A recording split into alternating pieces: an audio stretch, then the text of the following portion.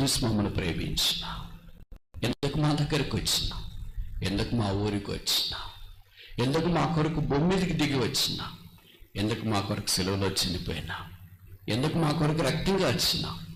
మేము మీ కులమా, మీ ప్రాంతమా, మీ అందమా, మీ ఐశ్వర్యమా, మీ వల్ల పరలోక రాజ్యం ఉండేవారమా, మీ అంత గొప్పోడమా, మీ పేరు పలకటానికి కూడా ఉచ్చరించడానికి కూడా ఈ నోరు యోగ్యమైనది కాదే.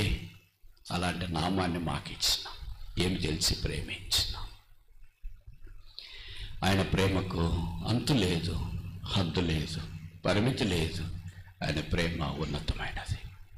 ఆ పాదపీఠ మీదట సాగిలిపడి పాత నిబంధనలో భక్తులు ఈ మాటలు రాస్తున్నప్పుడు, యెహోవా గొప్పవాడని రాస్తున్నప్పుడు, గొప్ప రక్షణను రాసినప్పుడు, గొప్ప నామమని రాసినప్పుడు, గొప్ప కార్యములను రాసినప్పుడు, గొప్ప ఆదరణను రాసినప్పుడు, గొప్ప మహిమను రాసినప్పుడు, యేసు ప్రభు వారి భూమి మీదకి మానవుడిగా క్రిస్మస్ లేదు.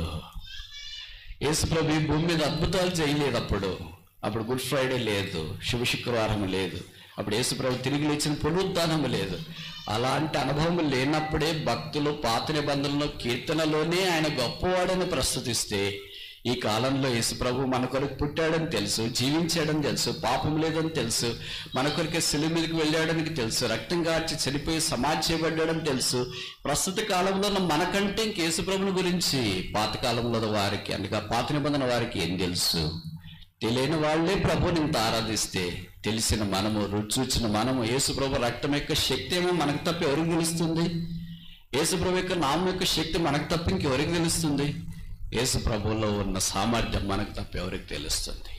అందుకనే పరలోక సైన్య సమూహంతో మనం కూడా చేరి, పావనుడా మా రక్షణ కొరకే స్తోత్రములను విమోచించబడిన ఆత్మ ఈ దినాన ఆయన సింహాసనం మీదట సాగిలపడి పాదపీఠ మీదట మోకరించి తమ ఆరాధనల సింహాసనం మీద ఆ రక్షకుని, విమోచకుని, గొప్ప దేవుడిని ఆశీర్వదించును గాక.